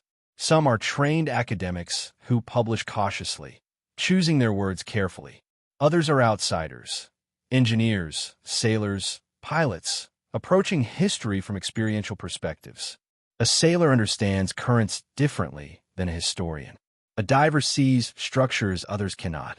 These perspectives often clash with academic convention, but they also reveal blind spots. Many independent researchers describe similar experiences. Initial enthusiasm, followed by resistance, ridicule, or indifference. Grants disappear. Conferences decline invitations. Papers go unpublished. Over time, some abandon the effort. Others continue quietly, sharing findings through documentaries, private publications, or online forums. This creates a shadow archive, informal, fragmented, and vulnerable to misinformation, but also rich with curiosity. Critics point out, correctly, that alternative history attracts exaggeration and false claims. Not every anomaly is meaningful. Not every pattern implies intention. Skepticism is essential. But skepticism becomes obstruction when it refuses to engage at all. One of the most frustrating aspects for researchers is the lack of follow-up. An unusual artifact is documented, then ignored. A site is identified, then left unexplored. Questions are raised, then quietly dropped. This does not disprove anything. It simply leaves mysteries unresolved. The modern world prides itself on exploration, yet much of the past remains unexplored, not because it is inaccessible, but because it is inconvenient. The idea that medieval groups might have crossed oceans earlier than believed does not fit neatly into educational frameworks. It complicates narratives of progress, empire, and discovery. It blurs lines between advanced and primitive. As a result, research that hints at such possibilities often finds itself labeled as speculative, regardless of evidence quality. The term forbidden research may sound dramatic, but it reflects a real phenomenon. Certain questions carry professional cost. They exist in a gray zone where curiosity is tolerated only up to a point. Beyond that point lies exile. Ironically, this mirrors the very story being told. Knowledge pushed beyond accepted boundaries. Travelers forced into silence. Ideas surviving only in fragments. Modern researchers studying forgotten voyages often feel like they are reenacting the past, moving cautiously, avoiding attention, preserving what they can. Some argue that the truth, if it exists, will eventually surface. That evidence cannot remain hidden forever. Perhaps, but history shows that truth does not surface on its own. It requires willingness to see. This section does not claim that modern discoveries prove a Templar presence in the Pacific. It reveals something more subtle, that the question is alive, active, and quietly pursued by those unwilling to accept silence as an answer. The mystery has not been solved. It has been deferred. And as long as curiosity survives, outside institutions beyond consensus, the possibility remains that one day, a single discovery may shift everything. Not because it confirms a theory, but because it reminds us that history is not finished being explored. At this point in the story, enough fragments exist to attempt something bold. Not a claim, not a conclusion, but a reconstruction. A thought experiment grounded in geography, human behavior, and historical context. If a group of Knights Templar did attempt a journey beyond Europe, beyond the Atlantic, beyond even the Americas, what might that voyage actually have looked like? Not as legend, but as lived experience. It would not begin with banners flying or oaths proclaimed. It would begin quietly, in the shadows of ports already accustomed to secrecy. Ships would depart under ordinary pretenses, cargo vessels, supply transports, pilgrim ships. Nothing to draw attention. No sense of urgency visible to outsiders. The crews would be small and trusted, men accustomed to obedience and silence. Sailors who knew the sea not as myth, but as routine. The passengers would carry little that identified them. No heraldry, no uniforms, no records that could betray their origins. Their first goal would not be escape to a destination, but escape from observation. Leaving the Atlantic coast, they would follow routes already familiar, southward along the Iberian coastline, using currents and prevailing winds. This path was not dangerous, it was common. Fishing vessels and traders used it regularly. The Canary Islands, whether officially recognized or not, were likely known to sailors long before their formal discovery. These islands would provide the first pause, a place to resupply, assess conditions, and decide whether to continue. If the journey ended here, history might remember nothing. But if the decision was made to go farther, the point of no return would soon arrive. From this latitude, the trade winds take over. A ship that allows itself to be carried westward by these winds does not fight the ocean. It cooperates with it. Day after day, the horizon remains empty. The sun rises and sets. The stars shift subtly. Time stretches. This is where belief matters. A voyage like this requires more than skill. It requires conviction. The conviction that something lies ahead, even if it cannot yet be seen. For the Templars, conviction was not optional. It was their foundation. Weeks later, land would appear, not as salvation, but as challenge. The Caribbean, if reached, would be unlike anything the travelers had known. Dense vegetation, new climates, new people. The question would arise, stop or continue. Stopping would mean exposure, interaction, memory. Remaining would mean becoming part of a place that would eventually be found by others. Continuing would mean anonymity. If the goal was disappearance, the choice becomes clear. Moving along the coastline, the travelers would encounter vast land masses, rivers, mountains, peoples with their own histories and futures. This land, what we now call the Americas, would feel immense but also unstable. Too large to control, too populated to remain hidden forever. The sea, once again, would offer refuge. Finding a route to the western coast would take time. Perhaps years, perhaps generations. The original Templars might not complete the journey themselves. Knowledge could be passed on. The mission could evolve. This is an important point often overlooked. Long voyages do not have to be completed by a single group in a single lifetime. History is full of migrations that unfold over centuries. The desire to disappear could become an inheritance. Once on the Pacific coast, the nature of the journey changes. The Pacific does not behave like the Atlantic.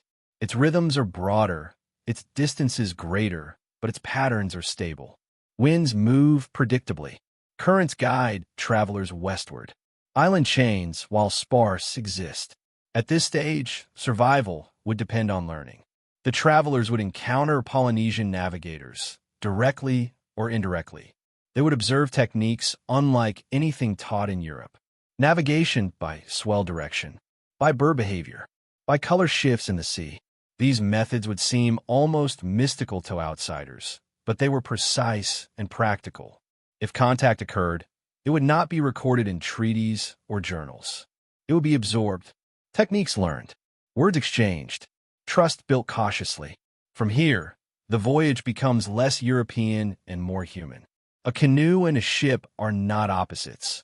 They are responses to environment. A group willing to abandon identity would also abandon technology if necessary.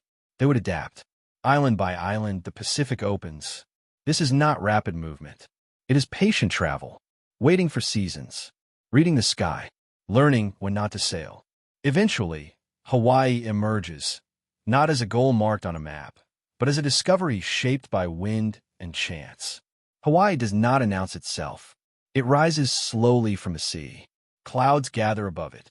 Birds appear before land does. To a navigator trained to notice these signs, the islands are not invisible. For someone seeking exile, they are ideal. Hawaii's distance is its defense. Its isolation is not emptiness, but insulation. Once arrived, the journey ends not with arrival, but with transformation. Those who reach the islands would not remain what they were. Identities forged in Europe would lose relevance. Titles would mean nothing. Languages would blend or fade. Beliefs would be tested by new environments. Over time, memory itself would soften. The idea of preserving a pure European identity in such a place is unrealistic. Integration would be inevitable, and integration erases footprints. If sacred objects existed, they might be hidden, destroyed, or reinterpreted. If knowledge existed, it would be passed on selectively, woven into new frameworks. Within a few generations, nothing recognizable would remain, except perhaps subtle traces. A symbol, a technique, a story whose origin no one remembers. This is why the absence of proof does not negate the possibility. A successful disappearance leaves no monuments. Reconstructing the voyage in this way does not prove it happened. It does something more important. It shows that it could have happened without leaving the kind of evidence we expect. No heroic chronicles, no named explorers, no triumphant returns, only movement, adaptation, and silence. History tends to remember those who seek recognition. It forgets those who seek escape. If the Knights Templar, or any group like them, chose the Pacific as their final horizon, they would not have written themselves into the story of the world. They would have written themselves out of it. And perhaps that was the point. After following fragments of evidence, patterns, silences, and possibilities, the story reaches its most unsettling point. Not a discovery carved in stone, but a question that refuses to disappear. What if the idea we have been circling is not speculation at all? What if in some form it actually happened? What if the Knights Templar reached the Pacific? This is not a call to abandon reason. It is an invitation to explore consequences. Because if even part of this story is true, history does not merely gain a footnote, it fractures. The first fracture appears in the timeline. The age of discovery, long celebrated as a sudden awakening, would no longer be the beginning of global exploration. It would be a return, a re-entry into a world that had already been touched, mapped, and quietly traversed by those who left no monuments behind. Columbus, Magellan, Cook, these figures would remain important, but their role would change. They would become rediscoverers rather than pioneers. The narrative of progress would shift from linear to cyclical. Knowledge gained, knowledge lost, knowledge regained. This is deeply uncomfortable for modern historical frameworks because it suggests that advancement is fragile, that civilizations can forget as easily as they can invent. The second fracture appears in our understanding of the medieval world. Medieval Europe is often portrayed as insular, fearful, and limited. But if a secretive order operating within that world possessed the vision and capability to cross oceans, then the medieval mind was far more expansive than we allow. It suggests that innovation did not wait politely for the Renaissance. It existed earlier in pockets protected by secrecy rather than celebrated by institutions. This reframing challenges not just history books, but identity. It forces us to reconsider who was capable of what and when. The third fracture emerges in the story of power. If the Knights Templar chose exile over submission, then their disappearance was not a defeat, it was a decision. A refusal to allow knowledge, belief, or autonomy to be controlled by kings or churches. This casts their destruction in a different light. The trials, confessions, and executions become theater, a performance designed to convince the world the order was gone. Meanwhile, the essence of what they were may have slipped away unnoticed. The idea that power can be preserved through disappearance rather than domination runs counter to modern assumptions. We tend to believe that survival requires visibility. That influence must be asserted. But secrecy has always been a form of power. The fourth fracture touches something even deeper: global interconnectedness. If contact between medieval Europeans and the Pacific occurred, even briefly, then the world was connected long before we acknowledge it. This does not diminish indigenous achievement. It amplifies it. It means Polynesian navigators were not isolated geniuses operating alone, but participants in a broader human story of movement, curiosity, and exchange. It means cultures may have touched and influenced one another without conquest, without empire, and without record. This is a quieter, more human vision of history, one where contact does not always leave scars. The fifth fracture lies in the nature of evidence itself. Modern historical certainty is built on documents, dates, and artifacts. But this story suggests that some truths survive only in absence, in missing ships, in unexplained maps, in symbols without stories. It asks whether our standards for proof are too narrow, whether we have mistaken silence for non-existence. History is written by those who leave records, but not everyone wants to be remembered. If the Templars believed that preservation required disappearance, then the lack of proof becomes part of the design. The final fracture appears in the present, because this story is not just about the past. It is about how we choose to understand it. Accepting the possibility of forgotten voyages forces humility. It reminds us that certainty is provisional, that what we know is shaped by survival of sources, not by completeness of truth. It challenges the authority of official narratives without replacing them with dogma. And perhaps that is the most powerful aspect of all. If the Knights Templar reached the Pacific, they did not rewrite history. They escaped it. They left behind a world obsessed with control, hierarchy, and orthodoxy, and vanished into a space where those structures meant nothing. Whether they reach Hawaii specifically matters less than what the idea represents. It represents the possibility that human history is not fully visible, that some of its most important movements happened quietly, intentionally, and beyond the reach of power. It represents the idea that not all journeys are meant to be celebrated. Some are meant to be forgotten. This is the great revelation, not a treasure found, but a perspective gained, that the world may have been connected before we were ready to understand it. That knowledge can survive in exile, and that sometimes the greatest act of resistance is not rebellion, but disappearance.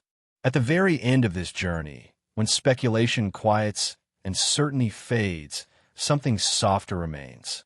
Not proof, not victory, but echoes, faint impressions left behind by movement, belief, and disappearance. This is where the story of the Knights Templar and the Pacific truly belongs, not in claims carved into stone, but in questions that linger long after the voyage ends. History prefers endings that feel complete. Empires fall, orders are destroyed, explorers arrive, plant flags, and return home. But the Templars do not fit this pattern. Their story does not conclude with resolution. It dissolves, and in that dissolution, meaning emerges. If the Templars reached the far edges of the world, then what they left behind was not a colony, not monuments, not written testimony. What they left behind was absence. And absence, paradoxically, can be one of the most powerful historical forces of all. Absence invites imagination. It provokes inquiry. It resists closure. Consider how many of the world's most enduring mysteries are defined not by what is present, but by what is missing. Lost cities, vanished civilizations, disappearing ships.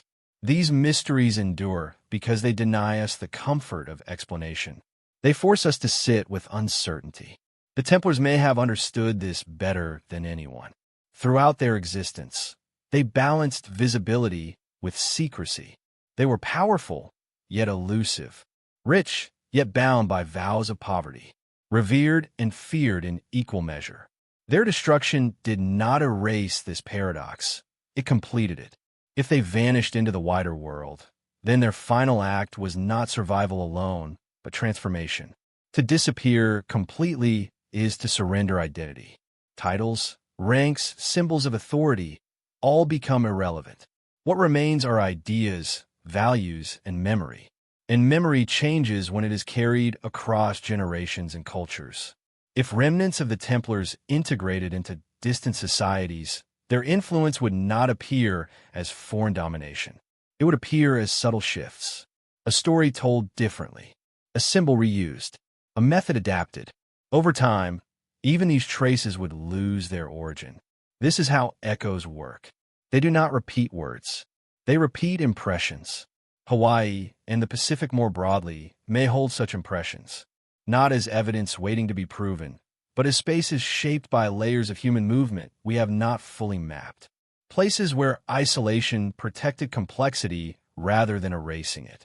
The idea that something meaningful reached these shores long before official history allows does not diminish indigenous culture. It honors it. It recognizes the Pacific as a living world, not an empty stage awaiting discovery. It also challenges how we think about legacy. Modern society equates legacy with visibility, with names recorded, achievements measured, influence quantified. But many human contributions operate differently. They persist without credit. They shape without recognition. The Templars, if they survived through disappearance, may represent this alternative form of legacy. A legacy of refusal. Refusal to be controlled. Refusal to be consumed by power. Refusal to allow belief to be dictated by authority. In that sense, the question of whether they reached Hawaii becomes symbolic. Hawaii represents the furthest horizon, the place where pursuit ends and memory softens. Whether the Templars reached that exact shore matters less than whether they reached a place beyond reach altogether. The edge of the world is not a location. It is a condition.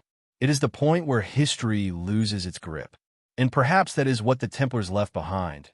Not artifacts, but a reminder that history is incomplete by nature. That some truths exist outside records. That silence can be intentional, meaningful, and protective. This perspective does not ask us to replace one rigid narrative with another. It asks us to loosen our grip on certainty, to accept that the past is larger than our explanations, to acknowledge that some journeys were never meant to be remembered, only lived. As the story fades, what remains is not an answer, but an invitation. To look again at maps, at myths, at margins, to listen for echoes rather than declarations. Because at the edge of the world, where oceans stretch beyond memory, history does not end. It whispers. Dawn broke on Friday, October 13th, 1307, like any other autumn morning across France. Bells rang. Markets stirred. Monasteries woke to prayer. And then, almost simultaneously, the arrests began. Knights Templar, men who had served kings, defended Christendom, and operated with near-absolute authority for nearly 2 centuries, were seized without warning. There were no battles, no resistance, no dramatic last stands. That silence was not weakness. It was shock. Royal agents arrived with sealed orders that had been prepared in absolute secrecy. Local officials, many of whom had worked alongside the Templars for years, were stunned. Even members of the clergy were caught off guard. The precision of the operation was chilling. This was not an investigation that spiraled out of control. It was a coordinated strike. King Philip IV had planned this carefully. By arresting the Templars all at once, he prevented communication between commanderies. No warnings could be sent, no evidence hidden, no coordinated response mounted. The system that had once made the Templars powerful was turned against them. Systems fail when they are frozen. The charges read aloud were devastating. Heresy, blasphemy, idol worship, denial of Christ, obscene initiation rites. The language was deliberately vague, yet emotionally explosive. These were not crimes meant to be debated. They were meant to horrify. Once the accusations were public, guilt became assumed. The arrests quickly spread beyond France as pressure mounted on neighboring rulers and the papacy. Pope Clement V, initially hesitant and alarmed by Philip's unilateral action, found himself cornered. If he defended the Templars too strongly, he risked open conflict with the French crown. If he condemned them, He preserved the illusion of ecclesiastical authority. He chose survival. Interrogations began almost immediately, and they followed a familiar medieval script.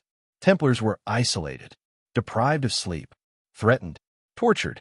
Confessions were extracted under extreme duress. Confessions that often contradicted one another, shifted over time, or were later retracted when torture ceased. Some admitted to denying Christ during initiation. Others claimed they were ordered to spit on the cross symbolically. Some described mysterious idols. Others denied everything. From a modern perspective, the unreliability of such testimony is obvious. But in the medieval legal system, confession was king. Once spoken, truth no longer mattered. Confession created narrative, and narrative created legitimacy. What is striking is how quickly the focus shifted from investigation to erasure. There was little interest in understanding what the Templars believed or practiced. There was no serious attempt to standardize the charges. The goal was not clarity. The goal was closure. Documents were seized. Archives disappeared. Some records were quietly transferred into royal or ecclesiastical collections. Others were destroyed. The order's symbols were stripped of context and recast as evidence of heresy. A red cross, once associated with sacrifice, became a mark of suspicion. Templar properties were confiscated, often redistributed to rival orders or absorbed by the crown. But again, something was missing. The vast treasure everyone expected to find was largely absent. This absence only deepened suspicion. Where had the wealth gone? The official answer was corruption or theft. The unofficial suspicion was worse, that the Templars had hidden something too valuable to be seized. This fed the myth. Executions followed. Some Templars recanted their confessions and were burned alive. Others, broken by torture, lived out their days in prison. Grand Master Jacques de Molay, once one of the most powerful men in Christendom, was reduced to a prisoner awaiting judgment. When he was finally executed in 1314, he withdrew his confession and proclaimed the innocence of the order. According to legend, he called upon God to judge those responsible. Within a year, both King Philip and Pope Clement were dead. History does not need curses to feel unsettling. What mattered was that the order was officially dissolved. The Knights Templar ceased to exist on paper. Their name became synonymous with scandal and betrayal. Their story was rewritten as a cautionary tale. But something deeper had happened. The destruction of the Templars was not just physical. It was epistemic. Their way of knowing, their systems, symbols, and methods were deliberately fractured. By isolating individuals, destroying records, and disbanding networks, authorities ensured that no single person retained the whole picture. This is how complex knowledge is neutralized, not by disproving it, but by breaking its continuity. Once fragmented, knowledge becomes folklore, rumor, legend. It loses operational power. The Church could now declare the matter settled. The Crown could claim victory. Europe could move on. But history rarely moves on cleanly. The suddenness of the arrests left many unanswered questions. Why now? Why such coordination? Why such extreme measures against an order already weakened by the loss of the Holy Land? The answer may lie in timing. By 1307, the Templars had outlived their original purpose, but they had not outlived their systems. Their financial networks, architectural influence, and quiet preservation of knowledge still functioned. They were no longer visible, but they were still relevant. Erasure was the only solution. Friday the 13th has since become synonymous with bad luck, superstition, and fear. This association did not emerge by accident. The event left a psychological scar. It demonstrated how quickly authority could turn, how fragile status truly was, and how knowledge offered no protection when power decided to act. For centuries afterward, alternative forms of knowledge learned the lesson. Secrecy deepened. Symbolism grew more opaque. Initiation became more guarded. The Templars' destruction taught future orders what not to do. Do not centralize too much. Do not attract too much attention. Do not allow your systems to be understood by outsiders. In this sense, the fall of the Templars did not end the preservation of hidden knowledge. It refined it. Survivors adapted. Some joined other orders. Some vanished into local communities. Some carried fragments of knowledge into guilds, monasteries, and families. The idea that everything ended in 1307 is comforting, but unlikely. History shows that people survive even when institutions do not. And people remember, the erasure of the Templars was meant to be final. But erasure always leaves outlines, gaps in records, inconsistencies in narratives, architectural anomalies, financial practices without clear origins. These are the shadows of what was removed. Friday the 13th was not the end of a story. It was the moment the story went underground. And as we move forward, we will begin to follow those underground paths, tracing where the knowledge went, how it survived, and why its disappearance may have been only an illusion. Because when systems are erased from history, they do not vanish. They migrate, they wait, and they resurface when conditions allow.